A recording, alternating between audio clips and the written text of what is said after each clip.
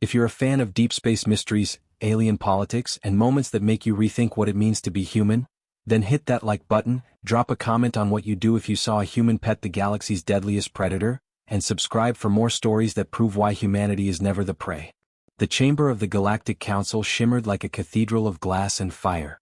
Every sound seemed swallowed by the vacuum between worlds. Holograms of dying planets hovered over the circular arena, each projection looping a memory of annihilation. Fleets burning, cities collapsing, and the same monstrous silhouette moving through the smoke, the Zyrex. The creature that ended civilizations. Representatives of 49 species sat in their levitating seats around the council core, their bodies glittering, feathered, or plated in living armor. The air carried a tang of ozone and fear, as if even the artificial gravity trembled under the weight of what they'd gathered to discuss. And among them, one human. Captain Elias Ward sat alone at the edge of the assembly, posture rigid in his dark blue uniform, hands clasped behind his back. He looked absurdly small compared to the winged Tlori delegate beside him, a creature 3 meters tall with skin like liquid silver. The alien turned its golden eyes toward him, speaking with a voice like a flute made of wind. Do humans understand what sits in that containment vault, Captain Ward? That thing destroyed the Serati Empire in 9 hours. Elias didn't flinch. I've read the reports. Then you know what we're dealing with. You should not be here. He smiled faintly, almost tiredly. You might be right about that. The central dais ignited. A figure materialized, the Grand Chair of the Galactic Council, a translucent being of light and crystal known as Arcanis Prime. When it spoke, its voice resonated through every wall and mind simultaneously. Delegates of the core. The matter before us concerns the captured organism designated Zyrex. Species origin, unknown. Intelligence, adaptive. Emotional capacity, none. Threat level, Omega. Around the circle, murmurs rippled, clicks, hisses, telepathic pulses. A hollow screen flared to life, showing the creature imprisoned behind layers of energy fields. It was enormous, serpentine muscles under obsidian armor, for eyes burning with cold luminescence. Even sedated, it radiated hunger, its breath fogging the containment barrier like the whisper of a storm. This being, Arcanis continued, has extinguished 6 civilizations. Its motives remain non-sapient, purely instinctual. It exists to consume, to destroy, to... The voice broke off. The lights flickered. A hum rolled through the chamber, deep as tectonic movement. Alarms began flashing crimson. Council guards moved instantly, weapons unsheathed, forming a perimeter. The holoscreens showed the impossible, the containment readings spiking. The Zyrex was awake. The Serati representative shrieked, crystalline facets rippling. Seal the deck. Purge the vault. But a new feed appeared, overriding all others. Security cameras flicked to a live view of the containment chamber. Inside, the monster was not rampaging. It was motionless. Come. And there, walking across the reinforced bridge with no armor, no escort, no fear, was Captain Elias Ward. He approached the barrier as the council shouted through the comms, demanding security to restrain him. He ignored them. The Zyrex's 4 eyes locked onto him. Its claws flexed once, gouging the steel. Then, it exhaled. Elias raised a hand, palm open. The creature leaned forward, lowering its enormous head until the barrier's energy shimmered around his fingers. The field deactivated with a low chime, overridden by some hidden code. Gasps filled the council chamber. Elias stepped closer and laid his hand on the monster's snout. Silence.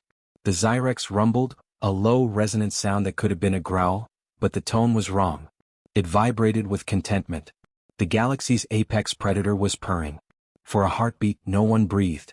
Impossible, whispered the Voss Admiral, her scales bristling with disbelief. It doesn't recognize masters. It recognizes prey. The Tlori delegate whispered a prayer. He's dead. He must be dead already. Elias glanced up at the security feed as if aware of the millions watching. His voice came through the council speakers, low and steady. Stand down your weapons. You're scaring him. Scaring? The Serati delegate sputtered. That thing has killed entire worlds. Elias' expression softened. Then maybe it's tired of being treated like one. The chamber erupted in chaos. Translations overlapped into a cacophony of outrage, words like abomination, breach, genetic manipulation, and execution order. The chair's crystalline light flared in warning. Captain Ward, Arcanis thundered, you have violated quarantine law and endangered this station. Explain yourself. Elias didn't look away from the creature. He traced the edge of one massive scale, the same way one might trace the muzzle of a sleeping hound. There's nothing to explain, he said quietly. He's not a monster. The creature blinked, eyes dimming to a softer hue. It pressed its head against his chest with a guttural sigh. He's mine. The chamber fell utterly silent. Even the hum of the grav field seemed to stop. Delegates stared, unable to decide whether they were witnessing a miracle or the beginning of the end. The Zyrex turned its head slowly toward the hovering cameras, its 4 eyes reflecting the light of the council chamber. For the first time in galactic memory, its body language conveyed no hostility, only recognition. The predator that had ended civilizations was resting like a domesticated animal, its claws folded, its breathing steady. Arcani's light dimmed. What are you, Captain Ward? Elias finally looked up. Human. A shudder rippled through the chamber, not fear, but the slow dawning of realization that something fundamental had changed. The feed zoomed in one last time before emergency systems cut power. The last thing the galaxy saw before the transmission ended was the human, standing beside the universe's deadliest predator, one hand resting calmly against its scales, as if petting a loyal friend. When the screen went dark, the echoes of his words lingered in every mind, like a riddle no one could unhear. He's not a monster. He's mine. The first time Elias Ward saw the creature that would one day terrify the galaxy, it was dying. The air on Cryon 4 was a choking soup of ash and static, thick enough to sting the lungs even through a respirator. The world was officially classified as dead, an archaeological cautionary zone littered with the ruins of half a dozen extinct civilizations. Elias' squad had been sent there on a reconnaissance mission, one meant to confirm rumors that something still moved among the bones of the dead. The terrain stretched out in endless plains of blackened glass, sharp enough to slice through boots. Every few kilometers, colossal skeletons jutted from the surface, the remains of cities once carved into mountainsides. The air shimmered with distant lightning that never reached the ground. Elias walked at point, visor down, rifle slung across his chest. He wasn't thinking about glory or discovery. He was thinking about silence, how it felt wrong. Even dead planets made noise. This one didn't. Ward, picking up movement ahead, his comm operator whispered. The radar flickered once, then went dead. They moved into the ruins of a domed temple half buried in volcanic ash. The walls were etched with spiraling script none of them recognized, neither human nor galactic standard. In the center of the hall lay something massive, tangled in broken architecture and dried blood that shimmered faintly under ultraviolet light. It took Elias a full minute to realize it was breathing. The creature's body was a lattice of muscle and armor plates, black with an oily iridescence. Its 4 eyes were dull and glassy, one half sealed by coagulated plasma. Claws the size of swords twitched weakly as it tried to drag itself forward, a faint sound escaping its throat, not a growl but a rasp of exhaustion. Target identified, Sergeant Lennox said, raising his rifle. Orders are clear, if it moves it dies. Elias didn't answer. He crouched beside the beast, scanning its vitals. The data on his wrist display made no sense. Impossible regenerative patterns, organ redundancy beyond any known life form. Whatever it wasn't designed to die easily. Sir? Lennox pressed. We kill it now, we go home heroes. Elias looked at the creature's face. There was intelligence in those half-lidded eyes. Pain too. It wasn't fighting. It wasn't hunting. It was just waiting. Lower your weapon, Elias ordered. Captain, that's suicide. I said lower it. The team hesitated. In the static-filled silence, the creature exhaled, a wet, rattling sound that could almost be mistaken for relief. Elias moved closer, kneeling until he was inches from its snout. The smell was metallic and bitter. He reached for his medkit, injecting a stream of nanogel into a gaping wound near what looked like its shoulder. The gel sizzled on contact, vaporizing blood, sealing tissue. The creature flinched and everyone's rifles snapped up again. Elias didn't move. Easy, he murmured, voice steady through the comm, I'm helping you. The Zyrex watched him, its pupils contracting like a camera aperture. Slowly, cautiously it lowered its head. Hours passed as they worked. The creature's wounds closed faster than any biological model could predict. By nightfall it was breathing evenly again. The squad camped in the ruins, taking shifts to monitor it. Most of them whispered that it should have been put down. By morning the creature was gone. Elias woke to the sound of his motion sensor tripping. His weapon was in his hands before he was fully conscious. Through the red haze of dawn he saw it, the same beast perched atop a shattered column watching him. It didn't attack. Just watched. For 3 days it followed them through the wasteland. At first from a distance, then closer. When a sandstorm swallowed half the squad, it guided them by its glow, a pale bioluminescence shimmering through the ash. When they were ambushed by scavenger drones from a forgotten war, it tore the machines apart in silence and vanished again. The men were terrified. Elias wasn't sure what he felt. The longer it followed, the more certain he became that it wasn't tracking them as prey. It was staying close for something else. Protection, perhaps. Recognition. By the 6th day, only Elias and Lennox were alive. The others had been taken by the planet, fissures, storms, radiation. They reached the evac beacon, both half dead from exhaustion. As the transport descended through the clouds, a final quake hit. Lennox fell into the abyss before Elias could reach him. The creature appeared again, catching Elias by the back of his armor before he too went over the edge. It held him there, massive claws digging into the glass-like rock, muscles trembling under strain. When the ground finally steadied, it lowered him gently to solid earth. Elias stared up at it, breathing hard, dust in his lungs. "Why?" he whispered. The creature tilted its head. No answer, of course. But it blinked slowly, the same way a domesticated animal signals trust. When rescue finally came, the human crew refused to fire. The monster didn't resist when the ship's tractor field lifted them both. It stayed at Elias' side during quarantine, curled around the reinforced walls like an oversized cat refusing to leave its injured owner. Scientists from half the sectors arrived to study it. The Galactic Council demanded its immediate termination. But every attempt to separate it from Elias ended the same way, with alarms blaring, walls buckling, and the creature reverting to a violent frenzy until he stepped into the room. Only then would it calm down, lowering its head until his hand rested between its eyes. They called it an anomaly, a threat, a mistake. Elias called it a promise. Months passed under observation. It never harmed him, never disobeyed. It learned to respond to words, to gestures, even to silence. In time, it began to hum, a deep, resonant vibration that shook the air when he approached, as if it remembered the rhythm of his voice. When the Council's retrieval fleet arrived to seize the creature, Elias was given a choice: surrender it or be charged with treason. He didn't hesitate. "If you want him," he told them, "you'll have to go through me." They took them both. Locked in containment, dragged across the stars to a judgment chamber orbiting a dying sun. And now, standing before the Council, the same man who had refused to pull a trigger faced a galaxy that had never learned mercy. The creature that once ended civilizations now slept at his side, waiting for his voice. And the galaxy waited to decide whether to destroy them, or to understand them. The Council chamber had become a stage for something older than law, fear disguised as order.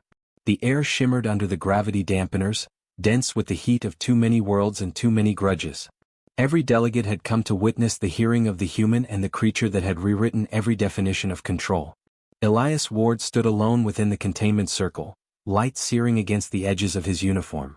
The Zyrex sat behind the translucent barrier, coiled like a mountain of muscle and armor, its 4 eyes half-lidded yet always focused on him.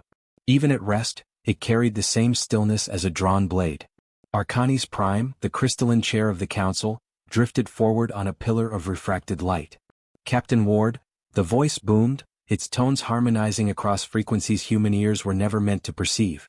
"You stand before the assembled species of the Galactic Accord accused of harboring, protecting, and manipulating a creature responsible for the extinction of 6 civilizations. Do you wish to offer a statement before the Council proceeds to judgment?" Elias kept his gaze on the glass, on the faint outline of the creature's reflection. "I didn't manipulate him," he said. "I showed him something no one else ever did: mercy." The declaration rippled through the chamber like a fault line cracking. Murmurs, translated and retranslated, echoed until the noise became a living thing. A serpentine figure rose from its seat, armor of interlocked scales glinting under the lights. The Voss Admiral's voice slithered through the comm system. "You expect us to believe this? Human sentimentality tamed a destroyer? We watched that thing consume fleets. It does not comprehend mercy." Elias turned toward her, calm as an executioner who's already seen too much death. Then maybe it didn't need to comprehend it. Maybe it just needed to see it. The Serati ambassador's crystalline body flared with light. "Blasphemy. The Zyrex are the judgment of the cosmos itself. You do not reason with judgment." "And yet," Elias said, "it listens." A flicker of movement drew every gaze. The Zyrex had lifted its head, pressing one claw against the inside of the barrier. Its eyes glowed faintly, not predatory, not hostile. Curious. The council guards tensed, fingers on triggers. Easy, Elias said softly, raising one hand. The creature's claw tapped the barrier once, a low vibration rumbling through the chamber. For a second no one spoke. Then chaos. Contain it, someone shouted. Neutralize the chamber. Energy fields flared to life, slamming down like walls of lightning. The creature roared, shaking the air, but the sound wasn't anger, it was confusion, fear mirrored from the room itself. Elias stepped toward the barrier, ignoring the warning klaxons. Stop, he yelled. You're only making it worse. Arcani's voice cut through the storm. Captain Ward stepped back. That thing's empathy, if any, is mimicry, a tool for deception. Elias spun toward the council. And what do you call this? He shouted, gesturing to the chaos. Fear masquerading as justice? Silence fell like gravity. He lowered his voice. You call him a monster because he reminds you of yourselves. You built weapons to dominate each other, to erase anything that frightened you. You don't fear the Zyrex because it kills, you fear it because it doesn't kill without reason anymore. The council went still. Even Arcani's crystalline form dimmed. A recording played from one of the holographic consoles, footage from the containment vault weeks earlier. It showed the Zyrex shielding Elias from a collapsing reactor wall during transport. The council had tried to suppress the video, now it was playing for all of them. The creature had risked itself to protect him. The delegates watched in silence as it covered the fragile human body with its own, plasma fire washing harmlessly over its armored hide. When the screen went dark, no one spoke. Arcanis finally said, Why? Why would it protect you? Because I didn't try to break it, Elias said. You've all spent millennia building walls to control what you don't understand. I reached out a hand instead. The creature stirred again. Its massive head pressed against the barrier, the soft thrum of its purr vibrating through the floor plates. It sounded like thunder wrapped in calm. Elias moved closer, resting his palm against the glass. The Serati hissed. He's controlling it, look at its response. I'm not controlling it, Elias said quietly. I'm asking it to trust me. That's the difference.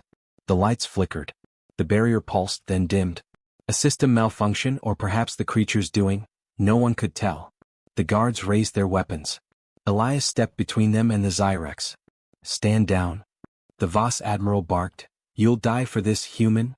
Maybe, he said, but I won't die afraid. The weapons hummed, charged and ready. The Zyrex unfolded to its full height, towering over everyone, claws scraping the floor. The moment felt suspended between seconds, the galaxy's apex predator and the fragile being it refused to harm. Then it lowered itself. Slowly. Deliberately. It coiled protectively around Elias, tail curling near his feet, its head bowing until its snout nearly touched the ground. Gasps broke the silence. An empathic delegate, a Mern whose kind communicated through emotion rather than speech, let out a sharp cry. It's feeling something foreign, the being said, voice trembling through psychic translation. Loyalty. Regret. Affection. The word affection spread through the chamber like fire through dry air. Arcani's crystalline form flickered, voice subdued now. You claim this creature, this extinction engine, feels as we do? Elias didn't look away. No. I'm saying it feels as it never has before. The Zyrex emitted a low hum that vibrated through the floor, deeper and more resonant than any mechanical tone. It wasn't language, but the intent was unmistakable, calm. Trust. For a long moment, no one moved. The council guards lowered their weapons, uncertain, glancing at one another for command that didn't come. The predator remained still, its head resting against the transparent wall, eyes closed. Elias exhaled slowly. He's not what you think. None of us are. The chair's voice softened. Captain Ward, if what you say is true, then the universe has misjudged both of you. Then maybe, Elias said, it's time the universe learned what it means to forgive. The lights stabilized. The alarms faded. Around the chamber, the weight of something unspoken began to shift. Some delegates looked at the creature with dawning realization, others still with terror. Arcanis turned toward the assembly. The council will recess for deliberation. As the lights dimmed, Elias glanced back one last time. The Zyrex's eyes met his through the barrier, glowing faintly like distant stars. It blinked once, slowly, deliberately. In that silent exchange, Elias understood what the rest of the galaxy refused to see, The monster was not a mistake of nature. It was proof that empathy could exist even in something built for war. When the council's doors sealed behind him, the hum of the creature followed through the walls like a heartbeat, echoing down the corridors. And though Elias didn't yet know it, that sound would soon shake the foundation of every world that had ever called itself civilized. The council's deliberation stretched into hours that felt like days. The chamber lights dimmed to a somber blue, a color chosen for neutrality, but it only deepened the tension in the air. Outside the main hall, Elias waited in a containment lounge bordered by transparent alloy walls. Beyond them, the Zyrex lay motionless, its immense body curled like a sleeping leviathan.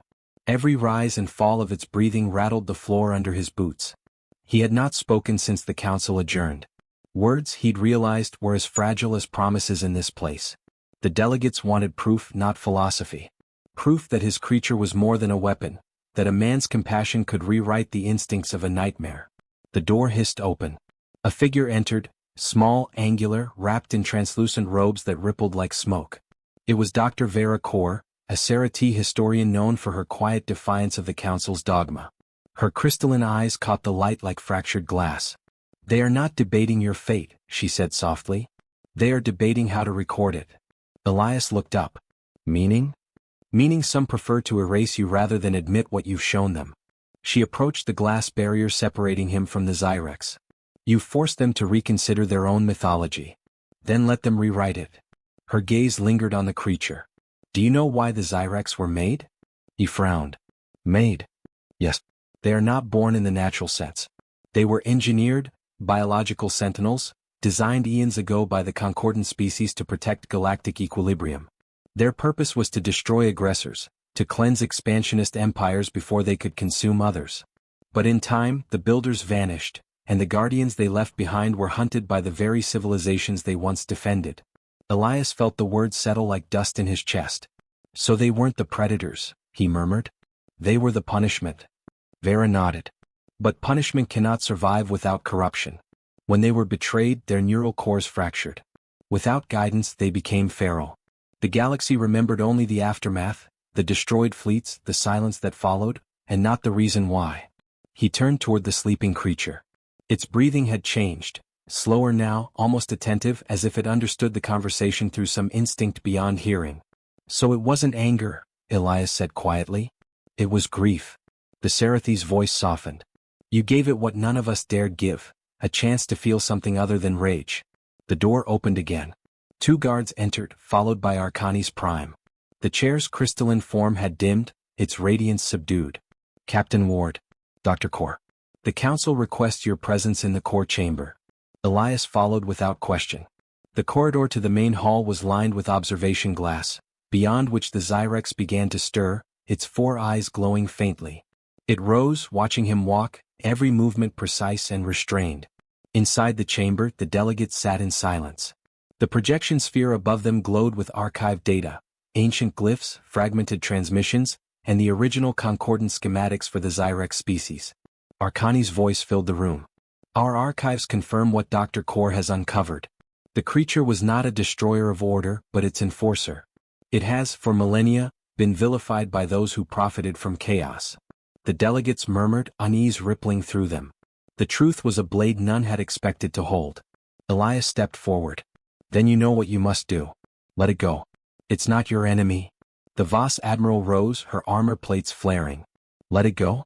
You speak as if forgiveness can erase the blood of countless worlds." "Forgiveness doesn't erase," Elias said. "It acknowledges. It heals what fear destroyed." Arcani's crystalline hands folded. "And yet, Captain, how can we trust that it will not revert? That your influence is not an anomaly?" Elias met the chair's gaze. "You can't. But maybe that's the point. Trust isn't built on guarantees. It's built on risk." A pulse of sound reverberated through the station, low and mournful.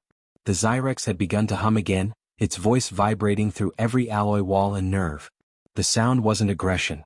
It was communication. A sequence, rhythmic and deliberate.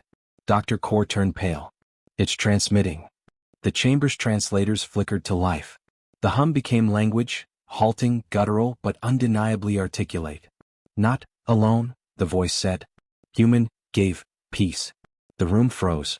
Dozens of species who had long believed the Zyrex incapable of speech now listened as it forced the concept through its throat like stone grinding against metal. Elias took a step toward the barrier microphone. "What are you trying to say?" The creature's massive head tilted. "Hurt, long time. No more." The delegates stared, some with horror, others with something approaching reverence. Arcani's glow dimmed further. "The universe has seen many horrors," the chair murmured. "But none have spoken like this." The Serati ambassador lowered her crystalline head. "Perhaps it was never the monster we feared." The Voss admiral slammed her clawed hand against the table. "This is manipulation. Emotional mimicry. Cannot feel. It only imitates."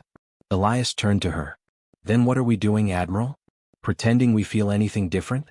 Fear, power, vengeance, aren't they the same instincts you condemn in it?" The Admiral recoiled, hissing, but said nothing. The hum deepened, rising until it resonated with the very walls. The Zyrex pressed a claw against the containment barrier and the lights dimmed. Energy readings spiked across every display. Arcani's flared.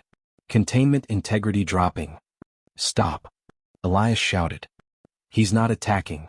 The creature's voice came again, clearer now, the translator struggling to keep up. "Free choice. No cage. No chain." The energy field dissolved. Guards rushed forward, weapons raised, but Elias stood his ground. The creature stepped from the vault, towering above the assembly. Its presence should have inspired terror, but the room felt suspended in a strange calm, as if every living thing there could feel the same pulse beneath its armored skin, the heartbeat of something ancient remembering what it once was. It lowered itself until its massive head was level with Elias. The air vibrated with its breath, and for a long moment neither moved.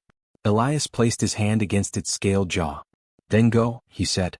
"Before they remember what they fear." The Zyrex's eyes glimmered with a light that seemed to hold galaxies in miniature.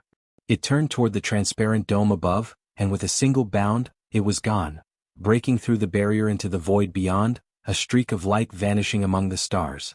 The council chamber erupted with alarms, shouts, panic, but beneath it all, one truth had already rooted itself.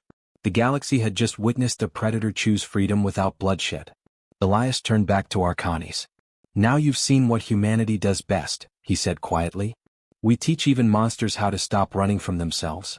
Arcanis' crystalline form dimmed to near translucence. "And if the galaxy cannot learn the same lesson?" Elias looked toward the stars where the Zyrex had vanished. "Then maybe it deserves what comes next." The alarms faded into silence, but the echo of that low, resonant hum lingered in the metal walls like a promise not yet fulfilled. The galaxy had gone quiet in the wake of what the Council would later call the Fracture Accord. News of the event spread faster than light could travel, through comnets, relay beacons, and the whispers of traitors who swore they'd seen the impossible, a human standing beside the end of civilizations and living. Elias Ward didn't care about what they called it. He had returned to his ship, the Valiant Dream, orbiting the outskirts of the Cartesian Rim. The stars looked the same as before, indifferent, eternal, but something in him had shifted. He'd seen truth strip power of its illusions. He'd seen empathy tame extinction. And he'd seen fear masquerading as justice. The hum of the ship felt wrong without the familiar breathing of the Zyrex. It had only been a few days since the creature's departure, yet the absence carved hollows into the silence. Still, every night, when Elias stood near the viewport, he felt vibrations deep in the hull, a pulse faintly echoing the same rhythm the Zyrex once sang in sleep. A part of him wondered if the creature was out there, watching, protecting from the shadows. The door slid open. Dr. Vera Kor entered, her crystalline robes reflecting starlight in fractured hues. "You've been listening again," she said, half accusing, half amused. "I'm not listening," Elias replied, though his hand still rested on the viewport glass. "I'm remembering." She approached, studying him with quiet curiosity. "You changed something fundamental, Captain. The Council is splintering. Half want to end the old extermination laws. The other half, well, they're hunting it again." Elias turned, his jaw tightening. "Let them try. They're not sending ships this time," she said, lowering her voice. "They're sending hunters. Bioengineered assassins, machines bred from fear and politics." He exhaled slowly, the realization burning through him like ice. "They're going to undo everything." Vera nodded. "Unless someone stops them." The console beside him beeped, a proximity alert. Not an attack but a transmission. The signal carried no encryption, no identifier, only a pulse. 6 beats, silence, then 6 again. Elias' eyes widened. That's the same pattern from the council chamber. Vera leaned closer. You mean? It's calling me? Without waiting, Elias keyed the engines. The Valiant Dream shuddered as it disengaged orbit, streaking toward the coordinates embedded in the signal. Vera didn't protest.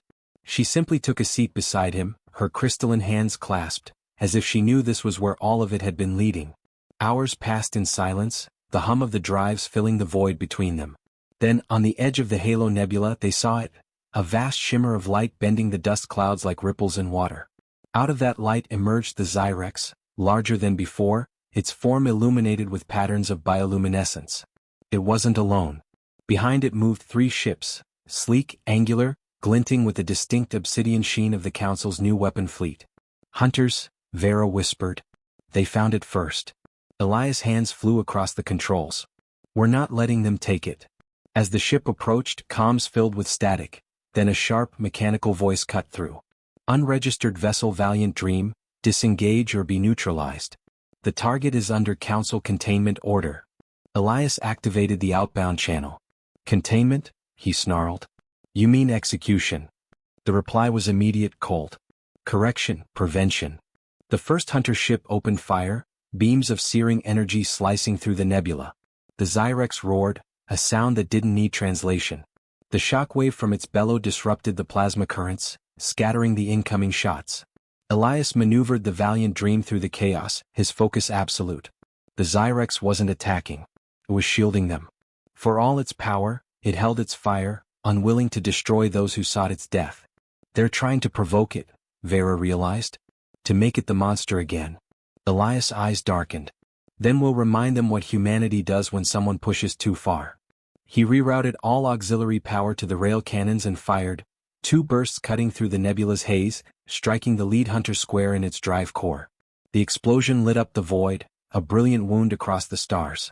The second ship banked, turning its cannons on the Valiant Dream. The impact slammed them sideways. Consoles flared, sparks showering the cockpit. Shields at 40%. Vera shouted. Elias steadied the controls, blood trickling down his temple. We're not dying here. The Zyrex surged forward, wings unfurling, body coiling around the Valiant Dream like a protective shell. For a moment, the stars disappeared, replaced by living armor. The creature let out a deep vibration, a harmonic resonance that made every system aboard the ship flicker with life. Vera stared in awe. It's merging its energy with ours. Elias understood.